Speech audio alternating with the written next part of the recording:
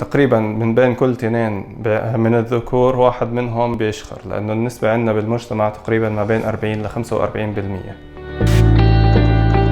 لا، مشكلة الشخير ما بتقتصر فقط على الصوت. مشكلة الشخير إنها بتترافق بالعادة مع انقطاع النفس خلال النوم. هلا انقطاع النفس خلال النوم بيأثر على صحتنا وعلى حياتنا اليومية، لأنه بيرتبط مع الجلطات الدماغية والجلطات القلبية، وبرضه بيؤدي للتعب والإرهاق وقلة التركيز خلال النهار. لا، جلسة النايت ليز احنا بنسميها كوفي بريك بروسيجر. ممكن انت خلال يومك 20 دقيقة من يومك تيجي لعنا، بنسلط جهاز الليزر على المناطق اللي بتأثر على الشخير.